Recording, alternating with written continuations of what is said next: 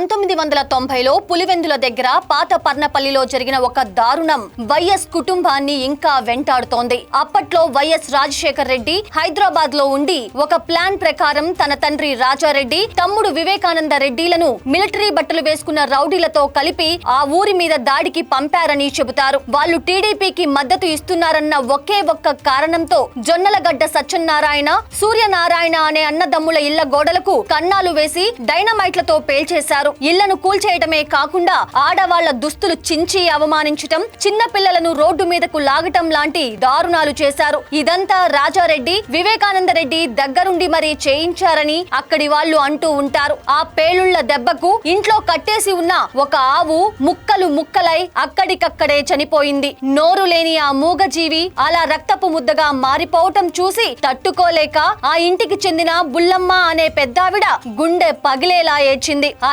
ఏడుపులో ఆకాశం వైపు దండం పెడుతూ, ఓరి దేవుడా, నా ఆవును అన్యాయంగా ముక్కలు ముక్కలు చేసిన రాజారెడ్డి, నిన్ను, నీ కొడుకులను, నీ వంశాన్ని కూడా దేవుడు ఇలాగే ముక్కలు ముక్కలు చేసి చంపుతాడు అని ఘోరమైన శాపం పెట్టింది. ఆ పెద్దావిడ పెట్టిన శాపమో లేక దేవుడి రాతో కాని ఆ తరువాత వైఎస్ కుటుంబంలో ఎవరు ఊహించని విధంగా వరుస ఘోర మరణాలు జరిగాయి. ఆ ఆవు చనిపోయిన 8 ఏళ్లకు అంటే 1998లో రాజారెడ్డి మీద ప్రత్యర్థులు బాంబులు వేసి దారుణంగా చంపేశారు. ఆ తరువాత 10 ఏళ్లకు 2009లో రాజశేఖర్ రెడ్డి ప్రయాణిస్తున్న హెలికాప్టర్ నల్లమల అడవుల్లో కూలిపోయి ఆయన శరీరం కూడా గుర్తుపట్టలేనంతగా ముక్కలు ముక్కలై చనిపోయారు. ఇక చివరిగా ఉన్న వివేకానంద రెడ్డిని కూడా 2019లో సొంత ఇంట్లోనే గొడ్డలితో తల, గుండెలు ముక్కలయ్యేలా కాళ్లతో కొడుతూ దారుణంగా నరికి చంపేశారు. ఆనాడు ఆ పెద్దావిడ పెట్టిన శాపం వల్లే ఈ కుటుంబంలోని ముగ్గురు ఇలా దిక్కులేని చావు చచ్చారని ఆ ఘటనను కల్లారా చూసిన వాళ్ళు